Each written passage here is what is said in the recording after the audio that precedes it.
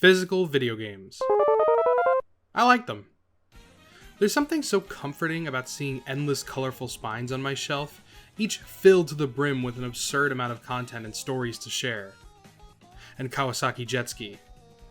In recent years, however, digital games have overtaken physical as the primary source of distribution. And I mean, you can't really blame anyone. Digital games are convenient. You can buy anything from the PlayStation Network or Nintendo eShop at the press of a button, and presto, the game is automatically downloaded to your system via the internet. No driving to the store, no waiting in line, no underpaid cashier asking if you'd like to sign up for a pro membership, just instant gratification at the tip of your fingers. General audiences are voting with their wallets. Approximately 78% of PlayStation game sales are digital, and 91% of Xbox game sales are digital, primarily due to the popularity of Xbox Game Pass. Nintendo is the only one with a relatively even split, and with 53% of software sales being digital purchases, and even that is likely to rise in the future due to the whole game keycard fiasco. It's beneficial to companies as well. Physical releases cost significantly more to produce than digital releases. You need to print the games onto a disc or cartridge, package them into a nice plastic case, ship them to various retailers around the world, and then retailers take a percentage of the revenue for selling the company's product. None of this is even a factor with digital sales. Companies make significantly more revenue from each individual sale, 100% of the revenue if it's a first-party title on its home platform. Digital gaming is considerably more convenient than physical, that is a fact. But is it really better? This is a notion I've seen thrown around recently, the idea that digital gaming is the future, and soon digital will be the only way to purchase games. And a surprising number of people are not just okay with this, but are encouraging it. Physical media will soon be gone forever, it's 2025, get with the times. I'm aware that many of these people are being disingenuous or combative for the sake of being combative, but it's disheartening to see how many people actively fight against their own interests. I feel as though many people don't realize just how much we would lose by moving to an all-digital gaming space. The repercussions would be greater than you'd think. To illustrate this, let's go over exactly what physical games offer to the greater gaming community. Firstly, when you buy a game physically, you own it. Plain and simple. Unless Nintendo breaks into my house and pries my copy of 3D All-Stars out of my cold dead hands, it's mine for good. Knowing Nintendo, they might actually try to do that, but still. When you buy digital games, you don't really own them. Buying a digital game is a lot like buying a permit or leasing a game. You're paying for the right to borrow this game from the company for as long as they continue supporting it, which they won't continue to do forever. Let's say in the year 2006 you buy Super Mario World on the Wii Shop channel. You play it, enjoy it, and delete it to free up storage space. Years later, in 2019, the Wii Shop channel was shut down, and eventually, your ability to re-download that copy of Super Mario World will be gone for good.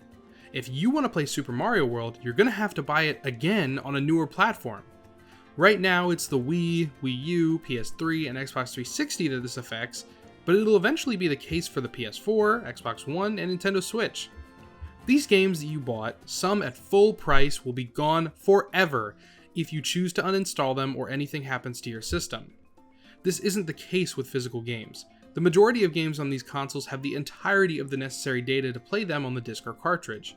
Some games are even quietly reprinted to include all the post-launch downloadable updates to make truly complete physical editions.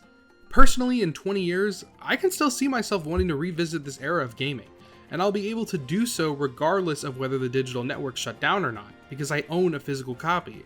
Physical video games also act as a near impenetrable form of video game preservation. Digital-only titles and smaller indie games, if not released physically, can and will disappear forever once a digital storefront is shut down. With an abundance of physical copies spread throughout the world, this game will be continuously preserved by numerous people just by owning and protecting a copy. Many people argue that digital games are preserved through the internet with ROMs and ISOs and dumps of these game files being available online for anyone to download, and yes, this is true. But I don't believe it's foolproof or an acceptable method of solely preserving these releases. Not to mention, many backups and online emulation involve piracy, which, for the general consumer, may not be an avenue they want to delve into, no matter how convenient. Even without these concerns over distant future scenarios and attempts at preservation, video game companies have reserved the full right to revoke your digital licenses for any reason. Just this past year, following the disastrous release and sudden termination of Concord, Sony removed the title from the digital libraries of those who purchased it. I'm not sure why you'd still want the game in your library, given that it's non-functional past the title screen, But this can happen to any game in your digital library at any time as per Sony's user license agreement. What about games you never bought but now want to? Everyone's heard about the delisting of the original Scott Pilgrim vs. the World video game on PS3 and Xbox Live. Popular AAA titles are delisted more often than you'd think. Super Mario 3D All-Stars, Jump Force, Little Big Planet 3, Marvel's Avengers, Forza Horizon 4, Friday the 13th the game, the original Shin Megami Tensei 5, the original Street Fighter 4. All of these games completely wiped from digital storefronts. These are AAA, well-known titles, no longer accessible to consumers without having purchased it previously or owning a physical copy. All of these games have single-player content and or version differences from updated re-releases that many people want to experience or preserve, and yet you can't. Ownership of your purchases is important. Many people want to be able to loan their games to friends or resell them after they're done with them. Now, me personally, I would rather die than give up my copy of Ratatouille on PSP, but that's a choice I want other people to have. Granted, some companies have taken a step towards making sharing your games with friends digitally much easier. Steam implemented their Steam Family Game Sharing initiative, and Nintendo started their virtual game card sharing service, which both are great additions. But I still believe that physical games have the edge since there's no limit on how many people you can share with, and again, you can resell your games at any time. Gaming is expensive, now more than ever. Tons of people want to sell their old games in order to afford new ones, and they should have the option to do so as the owner of those games. Speaking of expensive, video game storage. Games nowadays are reaching hundreds of gigabytes. AAA experiences especially are on average between 60 and 120 gigabytes. With consoles like the Xbox Series X and PlayStation 5 only offering around 800 gigabytes of storage, you'll have room for about 5 games and the Call of Duty launcher before you need to start the great storage culling or shell out a couple hundred for a sizable M.2 SSD. Nintendo is the only one who still manages to compress their file sizes to a reasonable number, and even then, the Nintendo Switch only had 32 gigabytes of onboard storage, and the Nintendo Switch 2 only has 256. That may be all fine and dandy for a good helping of first-party Nintendo releases, but third parties? Nintendo's largest game file size ever is Mario Kart World with an install of 21.9 gigabytes. Fortnite has launched multiple updates twice that size. Digital users have to manage their storage so particularly, and it just seems so obnoxious, having to delete and re-download games every time you want to play them. On PS5 and Xbox Series, you still need to copy the entirety of the game data from the physical disc to the system itself. See, that's the great thing about Switch physicals. Everything necessary for the game to run is all in the cartridge. Another win for the physical game. You gotta be fucking kidding me. Switch 2 game keycards. Where do I even start with these things? So, I mean, it's better than a code in a box, sure, but I don't know, man. This just feels insulting at this point. Yes, you can loan these to friends. Yes, you can resell them. These are great for the consumer, and I'm happy this is a thing. However, why are we even doing a physical release without the data on the cartridge? In 20 years, when the Switch 2 servers go down, these will be completely useless. I bought Yakuza 0 Director's Cut on Switch 2 despite it being a game keycard because I wanted to play it and have little backbone, but I've ignored other releases like the Bravely Default HD Remaster, Sonic X Shadow Generations, and Street Fighter 6 because they released on a game keycard, and I know others feel the same way. They don't save on storage and they don't preserve the game. It's not a real physical release. If it was infrequent, sure, whatever, it sucks, but not the end of the world. But no, nearly every third-party developer is releasing their games on game keycards because supposedly Nintendo is only offering 2 physical release formats, a 64GB cartridge and a game keycard. Why? I genuinely cannot fathom what the benefit of this is other than saving a few extra pennies on production costs. We had multiple sizes available on the Switch 1, 2, 4, 8, 16, and 32GB. Anything larger than 32GB would have to be downloaded. This was the standard on Switch 1.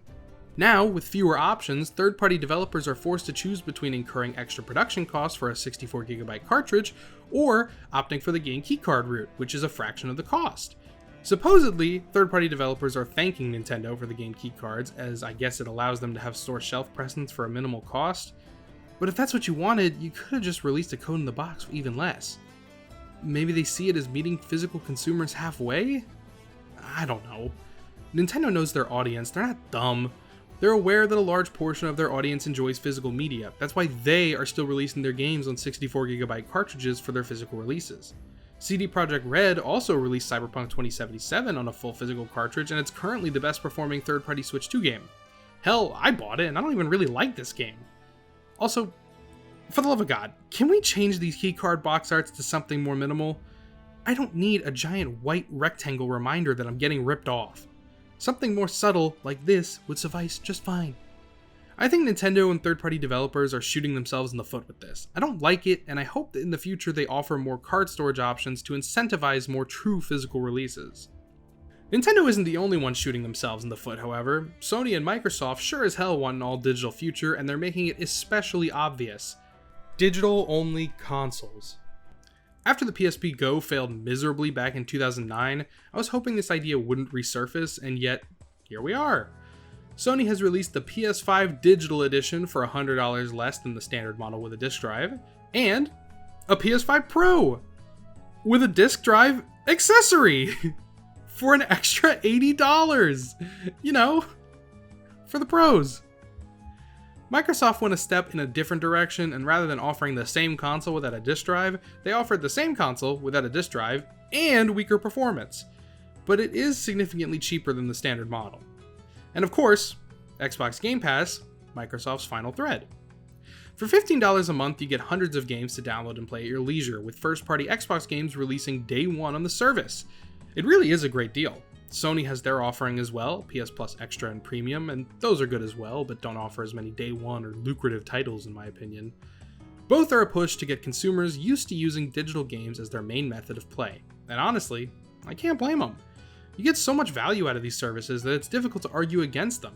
I myself have used both, mainly to try titles I wasn't as confident about enjoying, or digital-only titles, and if it were just this, Sony and Microsoft supporting both physical and digital gaming in their own unique avenues, I wouldn't have a problem with it. But they do. And I do. Microsoft's physical releases are dog shit. Doom the Dark Ages physical release, a AAA Bethesda release, a highly anticipated title for many since Doom Eternal was nominated for Game of the Year in 2020, has no data on the disc. Neither does Indiana Jones and the Great Circle. Starfield and Forza Motorsport have some of the data on the disc, but nowhere near enough to run without a download. These aren't physical releases, they're just glorified download codes. If anything is a waste of plastic, it's these.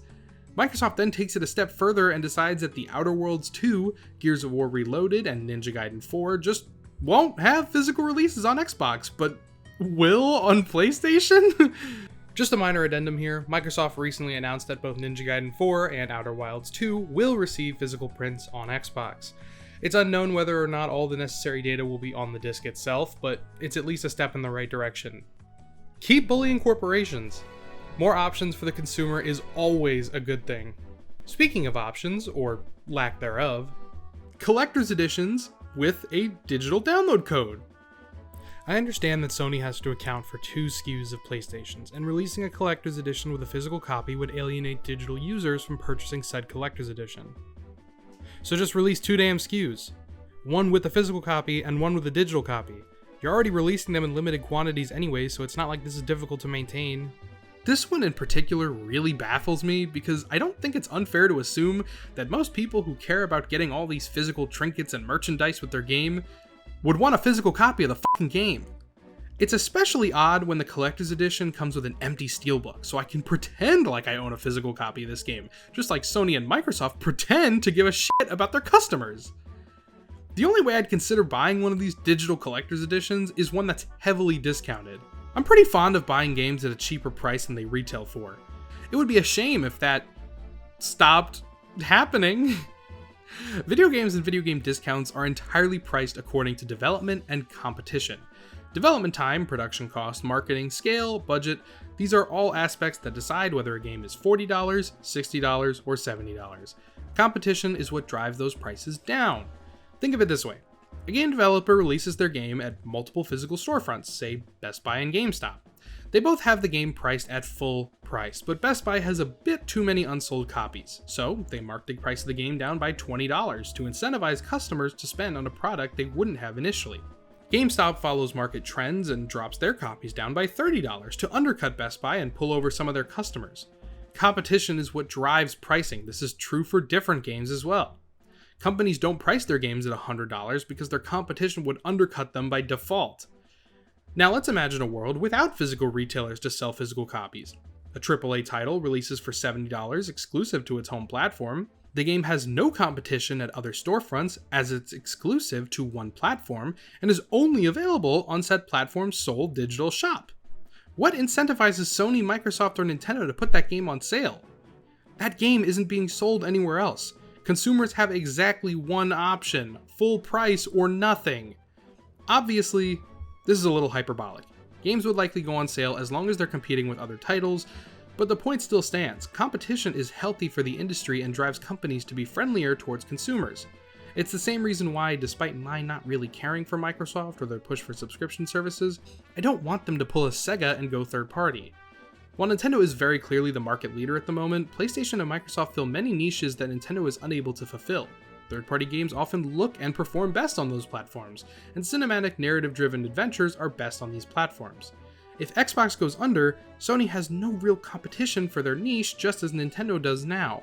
It's part of the reason when Nintendo is so stingy about sales. They don't need to put games on sales because there's no real competition for Mario, Zelda, and Pokemon. Physical games are so much more than plastic that sits on your shelf. Physical video games, when done right, are preservation. Physical video games are ownership. Physical video games are competition. Physical video games are convenience. Physical video games are the future of gaming, and I will continue to support them as long as they're around. And I think you should too. Hey everyone, thank you so much for watching this video. I spent a lot of time on it, did a lot of research, including this fun fact. When you die, your Steam library, can't put that shit in your will. It's gone. It's gone when you die, so no passing that down to the next generation. Chew on that, and subscribe.